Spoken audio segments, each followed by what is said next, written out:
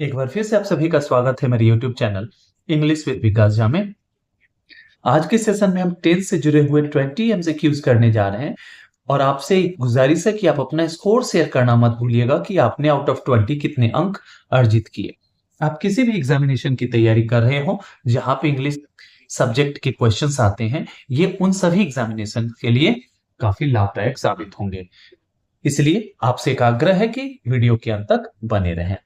चलिए आज के सेशन का फर्स्ट क्वेश्चन हमारा है, कहता है he dash in this school since 2010। It means कि यहाँ पे बताया जा रहा है कि कोई एक्शन 2010 से अभी तक जारी है, मतलब वह 2010 से इस विद्यालय में पढ़ा रहे हैं। अर्थात यहाँ पे देखेंगे हम कॉन्टिन्यूअस टेंस के प्रयोग को देखेंगे। अर्थात यहाँ पे कॉन्टिन्यूअस में किसका होगा, सिंपल कॉन्टिन्यूअस या परफेक्ट कॉन्टिन्यूअस। तो हम सिंपल कॉन्टिन्यूअस में जानते हैं कि किसी भी प्रकार के टाइम रेफरेंस की बात नहीं की जाती है।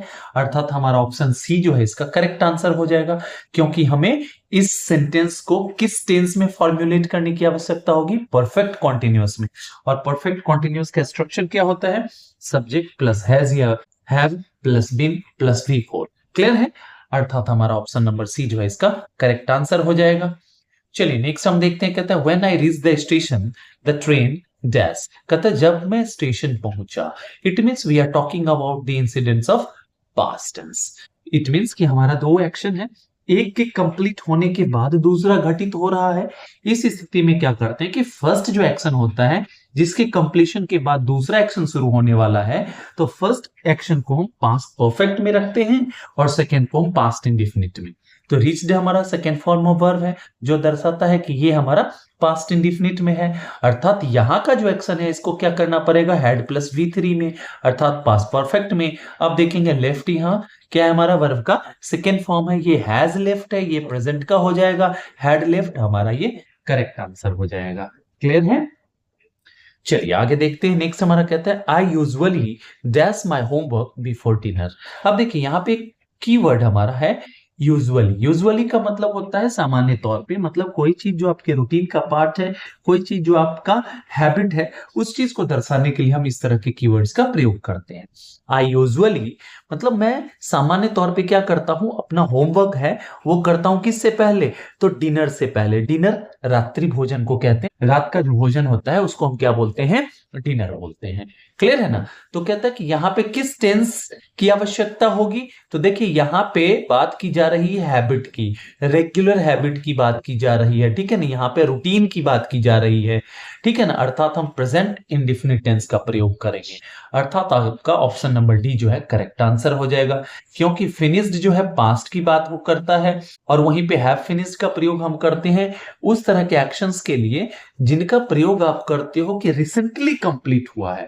लेकिन यहाँ पे यूजुअली दर्शा रहा है कि अभी भी वो आपके हैबिट का पार्ट है। क्लियर है? और हैड जो हमारा ये पास्ट की बात करता है, अर्थात ऑप्शन नंबर डी जो है इसका करेक्ट आंसर हो जाएगा। क्लियर है? चलिए नेक्स्ट की ओर बढ़ते हैं। नेक्स्ट आपसे पूछ रहा है, कहता है she dash to Delhi tomorrow. अब पूरे सेंटेंस को जैसे ही देखते हैं तो हमको टुमारो एक मिलता है जो कि कीवर्ड के रूप में काम कर रहा है, जिसका मतलब है कि आने वाले समय में कोई एक्शन होने वाला है। मींस हम फ्यूचर की बात कर रहे हैं। अब फ्यूचर के लिए हम क्या करते हैं, एक तो शैल या विल के माध्यम से आप फॉर्मुलेट करते हो, ठीक है ना, और उसके बाद वर्ब का फर्स्ट फॉर्म आ जाता है सिंपल फ्यूचर के लिए। लेकिन हम यहाँ चारों ऑप्शन में देख रहे हैं कि शैल या विल आपके उपलब्ध नहीं है। अर्थात अब किसका प्रयोग करेंगे, फ्यूचर के लिए। ये तो क्लियर है हमारा कि इसमें शैल या विल नहीं होगा। अब देखेंगे गोज का प्रयोग करते हैं प्रेजेंट इंडेफिनिट में ऐसे एक्शंस के लिए जो आपका हैबिट है, रूटीन है या रेगुलर एक्शन है। यहाँ पे आप रेगुलर एक्शन की बात नहीं कर रहे हैं, आप फ्यूचर में होने वाले किसी ऐसे स्पेसिफिक एक्शन की बात कर रहे हैं जो आपने प्लान कर रखा है, जिसके लिए आप एकदम डिटरमिन्ड हो कि ऐसा हमें करना है। उसके लिए हम क्या करते हैं, प्रेजेंट कॉन्टिन्यूअस टेंस का प्रयोग करते हैं। मतलब ऐसे एक्शन की बात करते हैं व्हिच इज फिक्स्ड, मतलब जिसके लिए आप प्लान कर चुके हैं। अर्थात ऑप्शन नंबर बी जो है आपका करेक्ट आंसर हो जाएगा। क्लियर है? चलिए आगे बढ़ते हैं। नेक्स्ट हमारा है, कहता है she said that she dash the work the previous day. अब देखिए ये हमारा एक तरह से इनडायरेक्ट नैरेशन है और इनडायरेक्ट नैरेशन के रूल पे ही हम यहाँ पे देखेंगे टेंस का चुनाव करेंगे। सी सेड हमारा ये दर्शा रहा है कि रिपोर्टिंग वर्ब हमारा पास्ट का है और जैसे ही हमने रिपोर्टिंग वर्ब पास्ट देखा तो रिपोर्टेड स्पीच के टेंस में चेंजिंग होगा और जिस कारण से आपने क्या देखा यहाँ प्रीवियस डे जो हो गया, प्रीवियस डे का प्रयोग करते हैं किसके लिए, हम यस्टरडे के लिए डायरेक्ट नरेशन में, जब हमारा रिपोर्टिंग वर्ब पास्ट टेंस का हो। एक चीज होता है कि यस्टरडे को आपने प्रीवियस डे में बदला है, ठीक है ना, अर्थात पास्ट में था ये पहले, मतलब यस्टरडे किसका कीवर्ड है, पास्ट इंडेफिनिट का। इसका मतलब है डायरेक्ट नरेशन में ये पास्ट इंडेफिनिट का क्लॉज था हमारा। अब इसको जब इनडायरेक्ट नरेशन में बनाते हैं और रिपोर्टिंग वर्ब पास्ट में है तो क्या हो जाएगा, पास्ट परफेक्ट में चला जाएगा। और पास्ट परफेक्ट के लिए क्या हम पहचान रखते हैं या इसका स्ट्रक्चर क्या है, तो हैड प्लस V3। अब देखेंगे ऑप्शन नंबर आपके बी में है जो कि इसका करेक्ट आंसर हो जाएगा। क्लियर है। जब कभी भी हम टेंस के क्वेश्चंस बनाते हैं ना, तो टेंस एक कोई सेपरेट टॉपिक नहीं है, उसका बहुत चीजों से रिलेशन है, ठीक है ना। एडवर्ब से रिलेशन है उसका उसका देखेंगे वॉइस से भी रिलेशन है, आप टेंस को देखेंगे नरेशन से रिलेशन है, बहुत सारी चीजों से इसका रिलेशन है। चलिए आगे बढ़ते हैं। नेक्स्ट हमारा कहता है he dash in Delhi for 5 years before moving to Mumbai। कहता है कि वह दिल्ली में 5 साल तक रह चुका है। कब, तो इससे पहले कि वो मुंबई जाके शिफ्ट हो जाए, मतलब उसके मुंबई शिफ्ट होने से पहले वो दिल्ली में 5 साल रह चुका है। अब देखेंगे ऑप्शंस को देख लेते हैं। लिव्स मतलब कि परमानेंट कोई किसी का एड्रेस है, जैसे मैं बोलूं I live in Delhi, it means कि ये मेरा दिल्ली में अभी जो है ना परमानेंट है या for a longer period of time के लिए कोई वहां पे निवास कर रहा है, रिजाइड कर रहा है, उसके लिए हम प्रेजेंट इंडेफिनिट टेंस का प्रयोग करते हैं। जब आप ये दर्शा रहे हो कि इन दिनों में वहां रह रहा हूं, तो आप is living, are living, am living जो भी है प्रेजेंट कॉन्टिन्यूअस का प्रयोग करेंगे, ठीक है ना। लेकिन ये बताया जा रहा है बिफोर मूविंग टू मुंबई, मतलब ये फ्रेज दिखा रहा है आपको कि वो मुंबई मूव कर चुका है, शिफ्ट हो चुका है। इट मींस कंटिन्यूअस की तो बात नहीं होगी, कंटिन्यूअस का तो तब प्रयोग करते हैं जब कोई चीज ऑनगोइंग हो, उसी जगह पे चल रहा हो, ठीक है ना। और लिव्ड की बात करते हैं पास्ट के लिए, जो पास्ट की आवश्यकता नहीं है। यहां पे ऐसे पास्ट की आवश्यकता है जो पास्ट से प्रेजेंट के बीच के रिलेशन के बीच में क्या करे, वो ब्रिज का काम करे। और ऐसा काम कौन करता है, प्रेजेंट परफेक्ट टेंस। वो पास्ट में घटित चीजों का इफेक्ट दर्शाता है प्रेजेंट में, अर्थात ऑप्शन नंबर डी जो है आपका करेक्ट आंसर हो जाएगा। क्लियर है।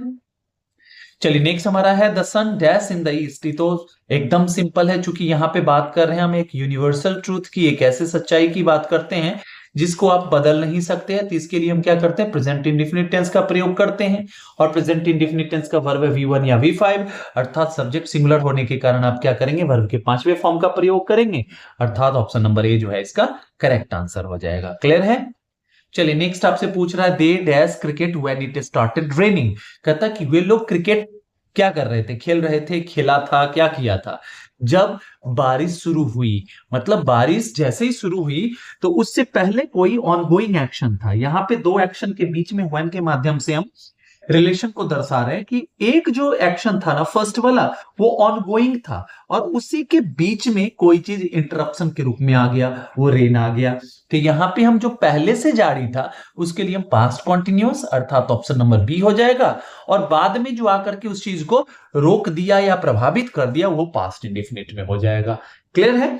चलिए नेक्स्ट कहता है he usually dash to office by bus. अब देखिए यूजुअली फिर बात कर रहा है हैबिट की, और हैबिट के लिए हम क्या करते हैं, प्रेजेंट इंडेफिनिट टेंस का प्रयोग करते हैं, अर्थात आपका ऑप्शन नंबर डी जो है करेक्ट आंसर हो जाएगा। क्योंकि हम प्रेजेंट इंडेफिनिट टेंस के लिए हम V1 या V5 का प्रयोग करते हैं। क्लियर है। और चूंकि सब्जेक्ट सिंगुलर है तो इसके कारण से हम क्या करेंगे, वर्ब के 5वें फॉर्म का प्रयोग करेंगे। चलिए नेक्स्ट हमारा है, कहता है the teacher dash the lesson before the bell rang. कहता है टीचर जो है ना किसी लेसन को पढ़ा रहे थे, कहता है कि बेल के बजने से पहले वो क्या कर रहे थे, एक्सप्लेन कर रहे थे या एक्सप्लेन कर चुके थे। अब हम बात करेंगे बिफोर का प्रयोग कैसे किया जाता है वाक्य में। बिफोर का प्रयोग हम देखेंगे, एक तो आप जानते हैं यह एक कंजंक्शन के रूप में काम करता है और यह एक प्रीपोजिशन के रूप में भी काम करता है, ठीक है ना। और जब यह प्रीपोजिशन के रूप में काम करता है तो इसके आगे हम नाउन या प्रोनाउन का प्रयोग देखेंगे। और जब ये कंजंक्शन के रूप में काम करेगा तो इसके आगे क्लॉज देखेंगे। क्लॉज के लिए क्या जरूरी है, सब्जेक्ट का होना और फाइनाइट वर्ब या प्रेडिकेट बोल दें इसका होना बहुत जरूरी है। यहां पे दोनों ही मौजूद है, अर्थात क्या हो जाएगा यहाँ पे कंजंक्शन के रूप में काम करेगा। इसका प्रयोग हम पास्ट के दो एक्शंस के लिए करते हैं, जिसमें यह दर्शाना हो कि दूसरे एक्शन के शुरू होने से पहले पहला वाला जो एक्शन था 100% कंप्लीट हो गया था। और पहले वाले को क्या करते हैं, पास्ट परफेक्ट में रखते हैं, और बाद वाले को हम पास्ट इंडेफिनिट में रखते हैं। यहीं पे अगर क्या कर दिया जाए, आफ्टर लगा दिया जाए, तो यही का पूरा सेंटेंस का स्ट्रक्चर जो है ना स्विच कर जाएगा। पहले आ जाएगा पास्ट इंडेफिनिट जो बाद में हुआ, और बाद में आ जाएगा पास्ट परफेक्ट जो पहले घटना हुई। क्लियर है? अर्थात यहाँ पे हमें पास्ट परफेक्ट की आवश्यकता है, जो कि आपके ऑप्शन नंबर बी में मौजूद है। क्लियर है? चलिए नेक्स्ट हमारा है, कहता है he dash his work before I arrived. कहता है वह अपना काम कर चुका था किससे पहले, जब मैं आता या मैं जब भी आगमन करता वहां पहुंचता उससे पहले वो कंप्लीट कर चुका था। सेम क्वेश्चन पैटर्न है, अर्थात यहां क्या करेंगे हम, ऑप्शन नंबर सी का चुनाव करेंगे। क्लियर है? चलिए नेक्स्ट की ओर बढ़ते हैं। नेक्स्ट हमारा कहता है I just TV when you called me. कहता है कि जब आपने मुझे फोन किया, कॉल किया, उस समय मैं किसी एक्शन में इन्वॉल्व था, and that action was ongoing. मतलब वह एक्शन जो था वो जारी था। इसके लिए हम क्या करेंगे, पास्ट के एक्शन के जारी के होने के लिए क्या करेंगे, ऑप्शन नंबर बी का चुनाव करेंगे। अर्थात यहां क्या हो जाएगा, I was watching TV when you called me. जब आपने मुझे कॉल किया तो मैं क्या कर रहा था, मैं टीवी देख रहा था। क्लियर है? चलिए नेक्स्ट की ओर बढ़ते हैं। नेक्स्ट हमारा कहता है she dash her work yet. अब देखिए यहां पे येट जो है ना, येट का प्रयोग करते हैं आप ऐसे एक्सपेक्टेशन को एक्सप्रेस करते हो जिसे हो जाना चाहिए था लेकिन नहीं हुआ। मतलब ऐसा एक्सपेक्टेशन है जो फुलफिल नहीं हुआ है, और इसका प्रयोग हम कीवर्ड के रूप में, एक एडवर्ब के रूप में कहां करते हैं, प्रेजेंट परफेक्ट टेंस में। और ये निगेटिव सेंटेंस के फॉर्मेशन में अपनी भूमिका का निर्वहन करता है। क्लियर है? अर्थात क्या हो जाएगा, she has not finished her work yet. Clear है? चलिए नेक्स्ट हमारा है, कहता है they dash the news already. आप देखेंगे यहां पे ऑलरेडी आपका एक कीवर्ड है जिसका प्रयोग करते हैं प्रेजेंट परफेक्ट में।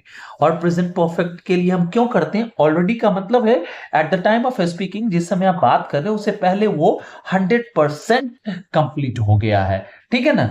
अब प्रेजेंट परफेक्ट के लिए करते क्या, हैज या हैव, उसके बाद क्या करते हैं, वर्ब के थर्ड फॉर्म का प्रयोग करते हैं। देख लेंगे कि किस में है, तो देखेंगे have plus V3। Hear, hear means सुनना, इसके थर्ड फॉर्म के रूप में क्या होता है, हर्ड का प्रयोग होता है। क्लियर है? अर्थात ऑप्शन नंबर बी जो है इसका करेक्ट आंसर हो जाएगा। चलिए नेक्स्ट हमारा है, कहता है he dash to the market every Sunday. Every Sunday दर्शा रहा है कि यह किसी भी व्यक्ति के रूटीन का पार्ट है या फिर हैबिट का पार्ट है कि वो हर संडे को मार्केट जाता है। और हम क्या करते हैं, हैबिट या रूटीन एक्शन के लिए, रेगुलर एक्शंस के लिए क्या करते हैं, प्रेजेंट इंडेफिनिट टेंस का प्रयोग करते हैं। और प्रेजेंट इंडेफिनिट टेंस का वर्ब फॉर्म क्या होता है, V1 और V5। और सब्जेक्ट चूंकि हमारा सिंगुलर है, जिसके कारण से क्या करेंगे हम, गोज, अर्थात ऑप्शन नंबर ए का चुनाव करेंगे। क्लियर है? चलिए नेक्स्ट देखते हैं। नेक्स्ट आपसे पूछ रहा है, कहता है they dash English for 2 years। फिर देखेंगे यहाँ पे क्या है, 2 years बता रहा है कि कोई काम 2 साल से चल रहा है, मतलब विगत 2 वर्षों से उस चीज को आप प्रोग्रेस में रखे हुए हो। इसके लिए क्या करेंगे, कॉन्टिन्यूअस टेंस। और कॉन्टिन्यूअस में कैसा, सिंपल नहीं, परफेक्ट। क्यों परफेक्ट, तो परफेक्ट का प्रयोग हम इसलिए करेंगे क्योंकि हम वहां पे ड्यूरेशन की बात कर रहे हैं। और सिंपल एक्शन अगर होता, it is raining, I am teaching, you are learning, तो हम क्या करते, कॉन्टिन्यूअस टेंस का, सिंपल कॉन्टिन्यूअस का प्रयोग करते हैं। अर्थात ऑप्शन नंबर जो है सी इसका करेक्ट आंसर हो जाएगा। चूंकि ये हमारा प्रेजेंट कॉन्टिन्यूअस में हो गया, ये हमारा प्रेजेंट इंडेफिनिट का हो गया, जो कि आपका किसी भी रूप में टाइम ड्यूरेशन की बात नहीं करता है। सिमिलर कंडीशन पास्ट इंडेफिनिट के साथ भी है, अर्थात ऑप्शन नंबर सी जो है आपका करेक्ट आंसर हो जाएगा। चलिए आगे बढ़ते हैं। नेक्स्ट हमारा कहता है I dash breakfast before going to school. कहता है कि मैं ब्रेकफास्ट करता हूं, कब, तो विद्यालय जाने से पहले। विद्यालय जाने की बात होगी किसी विद्यार्थी के लिए या टीचर के लिए, तो उसका रेगुलर एक्शन होगा, रेगुलर हैबिट का पार्ट होगा वो। और जैसे ही आपके हैबिट का पार्ट हो गया, अर्थात वो प्रेजेंट इंडेफिनिट टेंस में रखा जाएगा। अर्थात यहां ऑप्शन नंबर ए जो है आपका करेक्ट आंसर हो जाएगा। अब देखेंगे कि हैव का प्रयोग हम ईट के सेंस में भी करते हैं। क्लियर है? ये आपको ध्यान रखना है। चलिए नेक्स्ट की ओर बढ़ते हैं। कहता है हमारा she dash the letter just now. अब देखिए यहां पे क्या है, आपसे भरने के लिए बोल रहा है यहां पे कि कौन सा वर्ब फॉर्म भरा जाएगा। नाउ सिर्फ रहता तो नाउ का हम प्रयोग करते हैं कॉन्टिन्यूअस टेंस में, प्रेजेंट कॉन्टिन्यूअस टेंस में। लेकिन जस्ट नाउ जो है ना, ये दिखा रहा कि अभी अभी कोई घटना घटी है। इट मींस अभी रिसेंटली कोई एक्शन कंप्लीट हुआ है, और रिसेंटली कंप्लीटेड एक्शन के लिए हम क्या करते हैं, प्रेजेंट परफेक्ट टेंस का चुनाव करते हैं, अर्थात ऑप्शन नंबर सी जो है इसका करेक्ट आंसर हो जाएगा। क्लियर है? चलिए नेक्स्ट की ओर बढ़ते हैं। नेक्स्ट आपका क्वेश्चन है, कहता है the baby dash when I entered the room. कहता है कि बेबी क्या कर रही थी, सोई हुई थी जब मैं रूम के अंदर गया। या मैं यूं कहूं कि मैं जैसे ही रूम में प्रवेश किया तो मैंने पाया क्या कि बच्ची या बच्चा, बेबी से न्यूट्रल जेंडर की बात हो रही है, कोई पता नहीं कि लड़का है या लड़की है। क्लियर है कि वह सो रहा था या सो रही थी। क्लियर है? मतलब एक एक्शन जो था ना हमारा, वो कॉन्टिन्यूअसली आगे बढ़ रहा था, उसी दरमियान दूसरा कोई घटना घटित होती है। क्लियर है? चलिए आज के सेशन का लास्ट क्वेश्चन हमारा है, कहता है they dash a new car recently. अब कहता है कि they dash a new car recently. Recently भी वर्ड हमारा एक ऐसे एक्शन को दर्शाता है जो अभी अभी घटित हुआ हो, मतलब घटित हुआ है पास्ट में, या यूं कहें कि रिसेंट पास्ट में, जिसका इफेक्ट अभी है, वर्तमान समय में है। और इस तरह के एक्शंस के लिए हम क्या करते हैं, प्रेजेंट परफेक्ट टेंस का चुनाव करते हैं, अर्थात दे हमारा प्लूरल है तो इसके साथ हम हैव का प्रयोग करेंगे, और वर्ब के थर्ड फॉर्म का, अर्थात ऑप्शन नंबर सी जो है आपका करेक्ट आंसर हो जाएगा। क्लियर है? ये चीज आपको ध्यान रखना है। चलिए आई होप कि आपको ये सेशन बहुत ही मजेदार लगा होगा। अगर ऐसा है तो लाइक शेयर सब्सक्राइब करना ना भूलिए, और बने रहिए हमारे यूट्यूब चैनल इंग्लिश विद विकास झा में। Till the time we meet next, happy learning and keep evolving. Thank you so much.